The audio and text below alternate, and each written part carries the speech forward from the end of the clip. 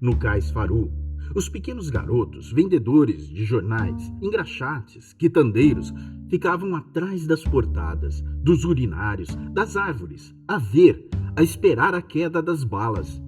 E quando acontecia cair uma, corriam todos em bolo a apanhá-la como se fosse uma moeda ou guloseima. As balas ficaram na moda. Eram alfinetes de gravata, berloques de relógio, lapiseiras feitas com as pequenas balas de fuzis.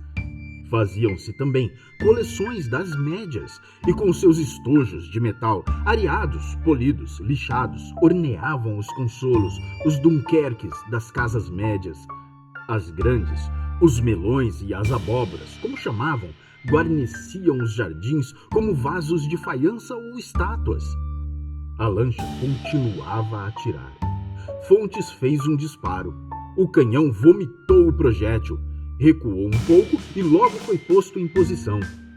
A embarcação respondeu e o rapazote gritou: "Queimou!" Eram sempre esses garotos que anunciavam os tiros do inimigo. Mal viam o fuzilar breve e a fumaça lá longe no navio jorrar devagar, muito pesada, gritavam: "Queimou!" Houve um em Niterói que teve o seu quarto de hora de celebridade.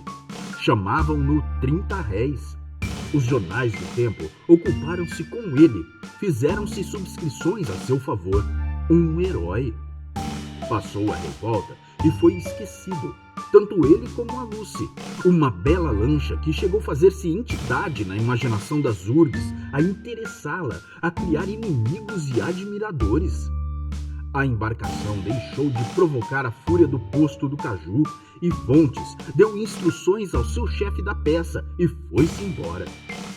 Quaresma recolheu-se no seu quarto e continuou os seus estudos guerreiros. Os demais dias que passou naquele extremo da cidade não eram diferentes deste.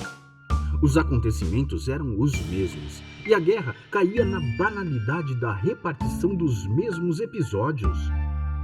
A espaços, quando o aborrecimento lhe vinha, saía. Descia à cidade e deixava o posto entregue a Polidoro ou a Fontes, se estava. Raras vezes o fazia de dia, porque Polidoro, o mais assíduo, marceneiro de profissão e em atividade numa fábrica de móveis, só vinha à noite.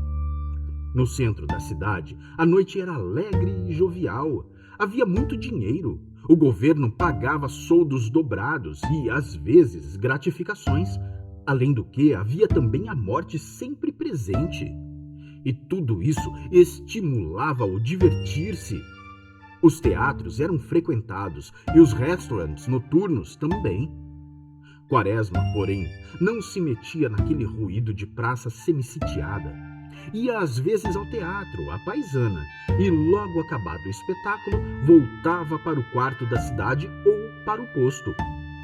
Em outras tardes, logo que Polidoro chegava, saía a pé pelas ruas dos arredores, pelas praias até ao campo de São Cristóvão. Ia vendo aquela sucessão de cemitérios, com as suas campas alvas que sobem montanhas, como carneiros tosquiados e limpos a pastar. Aqueles ciprestes meditativos que as vigiam, e como se lhe representava que aquela parte da cidade era feudo e senhorio da morte. As casas tinham um aspecto fúnebre, recolhidas e concentradas. O mar marulhava lugubremente na ribanceira lodosa, as palmeiras ciciavam doridas, e até o tilintar da campainha dos bondes era triste e lúgubre. A paisagem se impregnava da morte e o pensamento de quem passava ali mais ainda para fazer sentir nela tão forte aspecto funéreo. Foi vindo até ao campo. Aí deu-lhe vontade de ver a sua antiga casa e afinal entrou na residência do general Albernaz. Devia-lhe aquela visita e aproveitou o ensejo. Acabavam de jantar. E jantara com o general, além do tenente Fontes e o almirante Caldas, o comandante de Quaresma, o tenente-coronel Inocêncio Bustamante. Bustamante era um comandante ativo, mas dentro do quartel. Não havia quem, como ele, se interessasse pelos livros, pela boa caligrafia com que eram escritos os livros mestres, as relações de mostra, os mapas de companhia e outros documentos. Com o auxílio deles, a organização do seu batalhão era irrepreensível e, para não deixar de vigiar a escrituração, aparecia de onde em onde nos destacamentos do seu corpo. Havia 10 dias que Quaresma o não via. Após os cumprimentos, ele logo perguntou ao major: Quantas deserções? Até hoje 9, disse Quaresma. Bustamante coçou a cabeça desesperado e refletiu. Eu não sei o que tem essa gente. É um desertar sem nome. Falta-lhes patriotismo. Fazem muito bem, ora, disse o almirante. Caldas andava aborrecido, pessimista. O seu processo ia mal e até agora o governo não lhe tinha dado coisa alguma. O seu patriotismo se enfraquecia com o diluir-se da esperança de ser algum dia vice-almirante. É verdade que o governo ainda não organizara a sua esquadra. Entretanto, pelo rumor que corria, ele não comandaria nenhuma divisão. Uma iniquidade. Era velho um pouco, é verdade, mas, por não ter nunca comandado nessa matéria, ele podia despender toda uma energia moça. O almirante não deve falar assim. A pátria está logo abaixo da humanidade. Meu caro tenente, o senhor é moço. Eu sei o que são essas coisas. Não se deve desesperar. Não trabalhamos para nós, mas para os outros e para os vindouros. Continuou Fontes persuasivo. Que tenho eu com eles? Fez agastado Caldas. Bustamante, o general e Quaresma assistiam a uma pequena discussão calados. E os dois primeiros um tanto sorridentes com a fúria de Caldas, que não se cansava de dançar a perna e alisar os longos favoritos brancos. O tenente respondeu: Muito, almirante. Nós todos devemos trabalhar para que surjam épocas melhores, de ordem, de felicidade e elevação moral. Nunca houve e nunca haverá, disse de um jato Caldas. Eu também penso assim, acrescentou Albernaz. Isto há de sempre ser o mesmo, aduziu ceticamente Bustamante. O major nada disse. Parecia desinteressado da conversa. Fontes, em face daquelas contestações, ao contrário de seus congêneres de seita, não se agastou. Ele era magro e chupado, moreno carregado, e a oval do seu rosto estava amassada aqui e ali. Com a sua voz arrastada e nasal, agitando a mão direita no jeito favorito dos sermonários, depois de ouvir todos, falou com unção. Houve já um esboço, a Idade Média. Ninguém ali lhe podia contestar. Quaresma só sabia a história do Brasil e os outros, nenhuma. E a sua afirmação fez calar todos, embora no íntimo duvidosos. É uma curiosa Idade Média essa de elevação moral, que a gente não sabe onde fica, em que ano. Se a gente diz, no tempo de Clotário, ele próprio, com suas mãos, atacou fogo na palhoça em que encerrava o seu filho Creme, mais a mulher deste e filhos. O positivista objeta. Ainda não estava perfeitamente estabelecido o ascendente da igreja.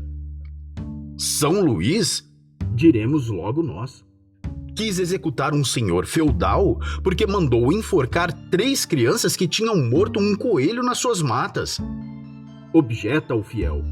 Você não sabe que a nossa Idade Média vai até o aparecimento da Divina Comédia? São Luís já era a decadência. Citam-se as epidemias de moléstias nervosas, a miséria dos campônios, as ladronagens, a mão armada dos barões, as alucinações do milênio, as cruéis matanças que Carlos Magno fez aos saxões. Eles respondem, uma hora que ainda não estava perfeitamente estabelecido o ascendente moral da igreja. Outra, que ele já tinha desaparecido. Nada disso foi objetado ao positivista e a conversa resvalou para a revolta. O almirante criticava severamente o governo. Não tinha plano algum. Levava a dar tiros à toa. Na sua opinião, já devia ter feito todo o esforço para ocupar a Ilha das Cobras, embora isso custasse rios de sangue. Bustamante não tinha opinião assentada, mas Quaresma e Fontes julgavam que não. Seria uma aventura arriscada e de uma improficuidade patente. Albernaz ainda não tinha dado seu aviso e veio a fazê-lo assim. Mas nós reconhecemos o Maitá e por pouco. Entretanto, não a tomaram, disse Fontes. As condições naturais eram outras e assim mesmo o reconhecimento foi perfeitamente inútil. O senhor sabe, esteve lá. Isto é, adoeci e vim um pouco antes para o Brasil, mas o camisão disse-me que foi arriscado. Quaresma voltara ao silêncio. Ele procurava ver Ismênia. Fontes lhe tinha inteirado do seu estado e o major se sentia por qualquer coisa preso à moléstia da moça. Viu todos, Dona Maricota, sempre ativa e diligente, Lalá, a arrancar com o olhar o noivo da conversa interminável, e as outras que vinham de quando em quando da sala de visitas à sala de jantar onde ele estava. Por fim, não se conteve. Perguntou. Soube que estava em casa da irmã casada e ia pior, cada vez mais abismada na sua mania, enfraquecendo-se de corpo. O general contou tudo com franqueza a Quaresma e quando acabou de narrar aquela sua desgraça íntima, disse com um longo suspiro: Não sei, Quaresma, não sei. Eram 10 horas quando o major se despediu. Voltou de bonde para a Ponte do Caju, saltou e recolheu-se logo a seu quarto. Vinha cheio da perturbação especial que põe em nós o luar que estava lindo, terno e leitoso naquela noite. É uma emoção de desafogo do corpo, de delíquio. Parece que nos tiram o envoltório material e ficamos só alma, envolvidos numa branda atmosfera de sonhos e quimeras. O major não colhia bem a sensação transcendente, mas sofria sem perceber o efeito da luz pálida e fria do luar. Deitou-se um pouco, vestido, não por sono, mas em virtude daquela doce embriaguez que o astro lhe tinha posto nos sentidos. Dentro em pouco, Ricardo veio chamá-lo. O marechal estava aí. Era seu hábito sair à noite, às vezes de madrugada, e ir de posto em posto. O fato se espalhou pelo público, que o apreciava extraordinariamente. E o presidente teve mais esse documento para firmar a sua fama de estadista consumado. Quaresma veio ao seu encontro.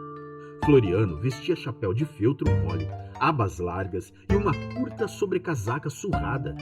Tinha um ar de malfeitor ou de exemplar chefe de família em aventuras extraconjugais. O major cumprimentou-o e esteve a dar-lhe notícias do ataque que fora feito ao seu posto há dias passados. O marechal respondia por monossílabos preguiçosos e olhava ao redor. Quase ao despedir-se, falou mais, dizendo vagarosamente, lentamente: Hei de mandar pôr um holofote aqui. Quaresma veio acompanhá-lo até ao bonde. Atravessaram o velho sítio de recreio dos imperadores. Um pouco afastada da estação, uma locomotiva, semi-acesa, resfolegava. Semelhava roncar, dormindo. Os carros pequenos, banhados pelo luar, muito quietos, sossegados, como que dormiam. As anosas mangueiras, com falta de galhos aqui e ali, pareciam polvilhadas preciosamente de prata. O luar estava magnífico. Os dois andavam. O marechal perguntou: Quantos homens tem você? 40. O marechal mastigou não é muito, e voltou ao mutismo. Num dado momento, Quaresma viu-lhe o rosto inundado pela luz da lua. pareceu-lhe mais simpática a fisionomia do ditador. Se lhe falasse... Preparou a pergunta, mas não teve coragem de pronunciá-la. Continuaram a andar. O major pensou. Que é que tem? Não há desrespeito algum. Aproximaram-se do portão. Num dado momento, como que houve uma bulha atrás, Quaresma voltou-se, mas Floriano quase não o fez. Os edifícios da serraria pareciam cobertos de neve, tanto era o branco luar. O major continuou a mastigar sua pergunta. Urgia. Era indispensável. O portão estava a 2 passos. Tomou coragem, ousou e falou. Vossa Excelência já leu meu memorial, Marechal? Floriano respondeu lentamente, quase sem levantar o lábio pendente. Li. Quaresma entusiasmou-se. Vê, Vossa Excelência, como é fácil erguer este país? Desde que se cortem todos aqueles empecilhos que eu apontei no memorial, que Vossa Excelência teve a bondade de ler. Desde que se corrijam os erros de uma legislação defeituosa e inadaptável às condições do país, Vossa Excelência verá que tudo isso muda, que em vez de tributários, ficaremos com a nossa independência feita. Se Vossa Excelência quisesse... À proporção que falava, mais Quaresma se entusiasmava. Ele não podia ver bem a fisionomia do ditador, encoberto agora como lhe estava o rosto pelas abas do chapéu de feltro. Mas, se a visse, teria de esfriar, pois havia na sua máscara sinais do aborrecimento mais mortal. Aquele falatório de Quaresma, aquele apelo à legislação, a medidas governamentais, iam mover-lhe o pensamento, por mais que não quisesse. O presidente aborrecia-se. Num dado momento disse: Mas pensa você, Quaresma, que eu hei de pôr a enxada na mão de cada um desses vadios? Não havia exército que chegasse. Quaresma espantou-se. Titubeou, mas retorquiu. Mas não é isso, Marechal. Vossa Excelência, com o seu prestígio e poder, está capaz de favorecer, com medidas enérgicas e adequadas, o aparecimento de iniciativas, de encaminhar o trabalho, de favorecê-lo e torná-lo remunerador. Bastava, por exemplo... Atravessaram o portão da velha quinta de Pedro I. O luar continuava lindo, plástico e opalescente. Um grande edifício inacabado que havia na rua parecia terminado, com vidraças e portas feitas com a luz da lua. Era um palácio de sonho. Floriano já ouvia Quaresma muito aborrecido. O bonde chegou. Ele se despediu do major, dizendo com aquela sua placidez de voz: Você, Quaresma, é um visionário. O bonde partiu. A lua povoava os espaços, dava fisionomia às coisas, fazia nascer sonhos em nossa alma, enchia a vida, enfim, com a sua luz emprestada.